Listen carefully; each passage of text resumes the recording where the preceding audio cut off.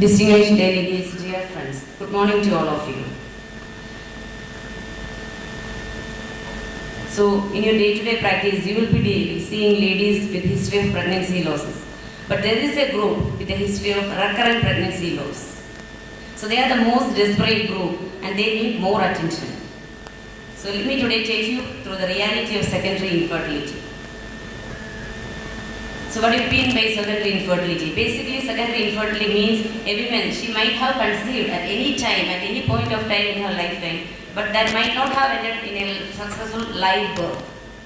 So she may be a case of ectopic pregnancy, or she may be a case of early pregnancy loss or late pregnancy loss, or a stillbirth or an intrauterine death of the fetus. So what is this chemical pregnancy loss? That's one of the most common entities seen nowadays. So we usually monitor early pregnancies. If it is not well confirmed, we usually monitor with beta HCG.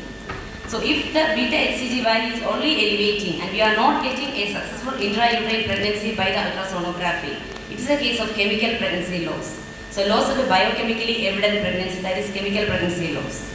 Whereas an early pregnancy loss, usually seen in the first trimester, there it should be either recognized by the histopathological examination or there should be any ultrasonological findings. Next, about the other spontaneous abortions. That's usually pregnancy loss before 20 weeks of gestation. Then last, or the topic of discussion today is the recurrent abortion, and that is a women with a history of 2 or more consecutive abortions.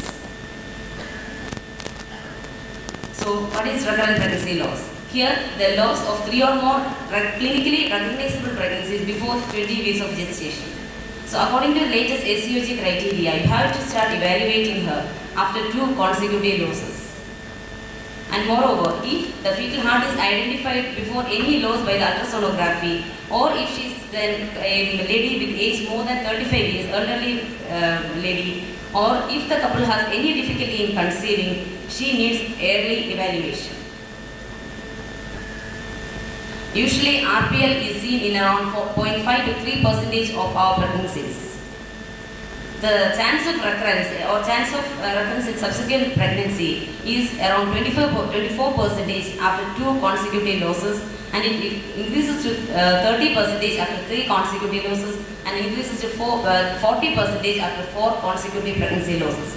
There are ladies with 8 to 10 recurrent pregnancy loss histories. So what are the general causes? There are certain general causes.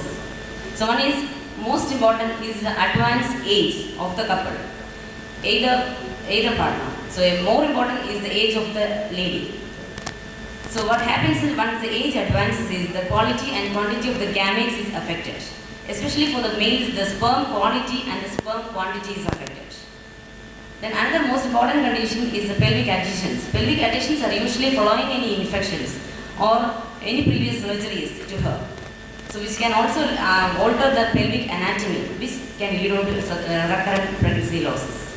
And the most important condition seen, especially in our adolescents and in the present day population, because of our dietary habits and our lifestyle changes, is the obesity. So in females, obesity can lead on to anovulatory problems. In men, it affects the sperm production. Last but not the least is the cigarette smoking in both male and female is significant. The most common causes for the RPL are genetic causes in 5% of the people, anatomical reasons in 15%, endocrine in 20% of the people, infections in 5%, and immunological or thrombotic causes in 30%, and other factors around 10%. Among this, the most important reason for the first trimester losses is aneuploidies. And this, among the aneuploidies, leads on to recurrent pregnancy losses in 55 to 85% of the cases. If you do the histopathological examination, you can see that the most important report is aneuploidy. And among aneuploidies itself, trisomy is another reason. But the trisomy is usually maternal age related. As you all know, that is Down syndrome incidence increases when the maternal age increases. But in our present day practice, we see young primaries also with trisomies. And an important problem with trisomy is that there is a chance of recurrence for the trisomies than other chromosomal aberrations. Then parental chromosomal abnormalities like the translocations, especially translocations, are also one of the second most important reason among the chromosomal abnormalities. Another condition is infection. Infection is seen in 1 in 20 cases. Majority of the infections are harmless. Most of them will be asymptomatic also. But certain conditions can lead on to congenital problems if it is happening in the first trimester. The most common conditions are the rubella, cytomegalovirus, hepatitis B virus, varicella, HIV, HSV, group B streptococcus and syphilis. Coming to the uterine pathologies, like the congenital problems like septate uterus, then because of the previous recurrent DNCs and so on and intrauterine procedures, there can be intrauterine additions leading on to Asherman syndrome. Then uterine fibroids, you need not have to worry about all fibroids. Whenever you do an ultrasonography for any lady, there will be a fibroid of 8 mm, 1 mm, 2 mm like that. But the uterine fibroids, which are submucous, which are inside the uterine cavity, is creating all sort of problems, especially infertility. Then primary endometrial defects and diethyl silvestrol exposure is very rare nowadays. Most important reason for the second trimester loss. So till now I was explaining about the first trimester losses. Now we can move on to the early second trimester losses, that is between the 16 and 20 weeks of gestation. So most important among these is the incompetent cervix or the inherent weakness of the cervix. So the reason for this is as I have told, any uterine abnormalities, congenital problems or genetic disorders can lead on to this condition. Another important cause is obstetric traumas, difficult deliveries. Then procedures on the cervix like LEAP, the directed DNCs, repeated DNCs for the lady. So here the lady will be usually presenting with painless cervical dilatation. Sometimes may be associated with slight blood stain discharge or something like that. And finally she expels quickly. So we cannot do anything. Usually we won't get any time to intervene. Then we can detect, but this condition can be detected by a proper transvaginal ultrasonographic mode. Only by transvaginal monitoring we can monitor the cervical length. Once the cervical length is less than 2.5 cm, we have to caution her or we have to do some intervention. So the progesterone supplementation, either vaginal progesterone or an parenteral progesterone is useful for this this group of people with a history of previous incompetent cervix or previous losses. Then we can do the procedure like prophylactic surgical procedure is there, that is a cervical encephalopathy. So if she has a history of early first trimester loss because due to cervical incompetence, if it is a proven case, we can advise her to go for prophylactic cervical encephalopathy. That is that can be done either by the Shirodkar method or by the McDonald's method. So here what we basically do is we will be putting a stitch around the cervix. So that itself can prevent incompetent cervix. So if a lady has already previous encephalopathy failure cases, we can think about abdominal encephalopathy. Laparoscopic encephalopathy is very successful nowadays in between pregnancy. That can be done only during the non-pregnant stage. Now coming to the uterine abnormalities, basically this includes uterine defects, which can lead to recurrent pregnancy loss, preterm deliveries, malpresentations, etc. Usually these uterine abnormalities are diagnosed by hysteroscopy, hysterosalpingography, sonohystograms and vaginal sonography is more than enough. But the sonohysterogram will be injecting saline into the uterine cavity and taking the picture. Then surgical correction is the most important thing for this type of abnormality. It can be done either hysteroscopically, combined hysteroscopic and laparoscopic procedure. You can correct the uterine abnormalities in the non-pregnant stage. Among the uterine problems, the most common is the septate uterus. It can be corrected well. It can lead on to more than 60% of the early first trimester losses. Then basically what happens is because of the septate uterus itself, it will reduce the blood supply inside the uterus, leading on to poor implantation. Then another common condition is fibroids. Among the fibroids, as I have told earlier, the most important is the submucous fibroids. So what happens in submucous fibroids is that their position, they will affect the endometrial receptivity as well as produce degenerations, and all this can lead on to infertility. Then second important cause is endometrial polyps. The treatment is simple endometrial polypectomy, which can be done either hysteroscopically or by other methods. The third condition is intrauterine additions because of the previous procedures or previous abortions. Then curettage for usually it is following repeated curetages.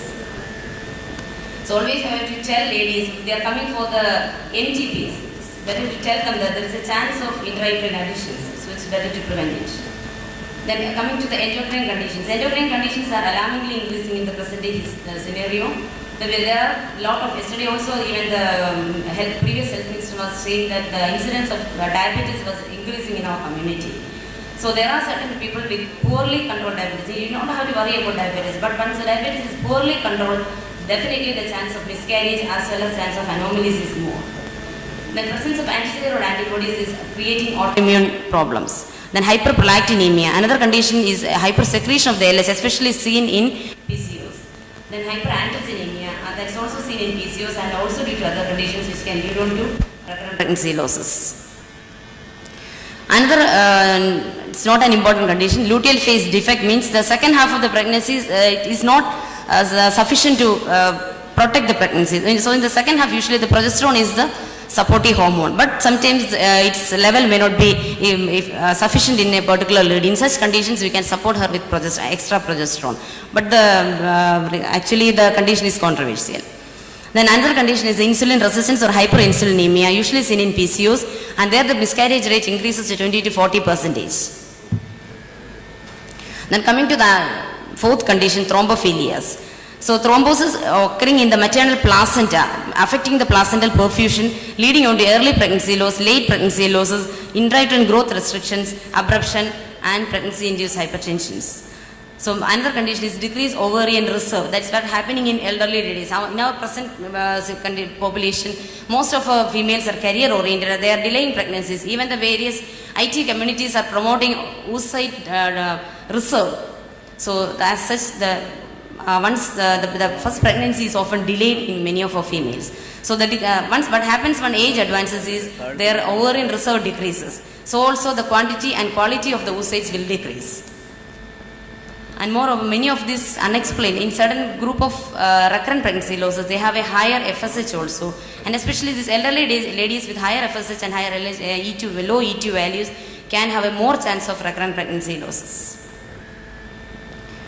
Another condition is endometrial receptivity. So endometrial receptivity is the one of the most important reason behind the failure of in vitro fertilization or test tube baby treatment. 50 to 75% reason for the test tube baby treatment failure is failure of implantation. So here also the treatment with progesterone is to some extent useful. Then there are certain newer options like injecting paternal cell immunoglobulins or intravenous immunoglobulins. Then another option is intrauterine prostaglandins, intrauterine steroids or peripheral blood mononuclear cell injections and L-arginine supplementation protein.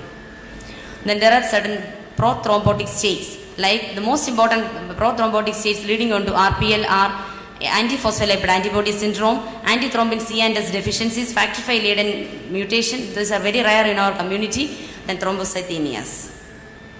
So coming to the most important condition among the thrombotic states is the antiphospholipid antibody syndrome or APS. In APS, there will be recurrent venous or arterial thrombosis leading on to fetal losses. There will be elevated levels of anticardiolipin antibody ACL or beta-2 glycoprotein 1 antibodies. So what do you mean by APS? Basically, there will be history of one or more episodes of arterial venous thrombosis, one or more late abortions, that is more than 10 weeks abortions, or there can be history of pregnancy loss by around the 34 weeks of gestation because of preeclampsia or another placental insufficiency or severe growth restriction like that. Usually these APS people can go in for IUGR and pregnancy-induced hypertension very early. So the criteria for diagnosis is one clinical and one lab criteria is enough. That means either early pregnancy loss or a loss before 34 weeks like that. Plus elevated levels of anticardiolipin antibodies IgG or IgM, basically IgM, then anti-beta-2 glycoprotein 1, and these evaluations has to be done 12 weeks apart. Then in APS, they have to always eliminate other risk factors like the use of oral contraceptives, smoking, hypertension, hyperlipidemias. So according to ACOG guidelines, full anticoagulation is needed for proven cases of APS, especially those with a history of thrombosis. Otherwise, if there is no history of thrombosis, she is just a case of APS, you have to start, once the intrauterine pregnancy is confirmed, start her on anticoagulation, and that can be continued up to 16 or 20 weeks of gestation. Otherwise, you have to do full anticoagulation till 36 weeks. But in our clinical practice, you usually continue once a heparin is started in this group of people till 30 to 32 weeks is safe. Then there is management with low molecular weight heparin. Then nowadays, since low molecular weight heparin is available, the management is easy. Then you can start her on preconceptionally. Also, this group of people, you can start her on low dose aspirin, that is aspirin 75 milligrams daily. And once this heparin is started, as you know, you have Thank to you, ma'am. Continue till 6 to 12 weeks postpartum. Then immunological causes is APL 14%, ANA 7%, and thyroid peroxidase. Then evaluation, parental karyotyping is very important. Embryonic karyotyping, as I have told, histopathological confirmation. The uterine assessment by sonohysterography, hysterosalpingogram, and hysteroscopy. Sorry, ma'am, your time is up. So to conclude, start evaluation as early as possible. As age advances, the quality of the sperm is affected. Then first trimester loss, most important reason is aneuploidy, and the treatment is low molecular heparin, and latest treatment options is in IVF with PGD and assisted hatching. Thank you all. Thank you for the patient hearing.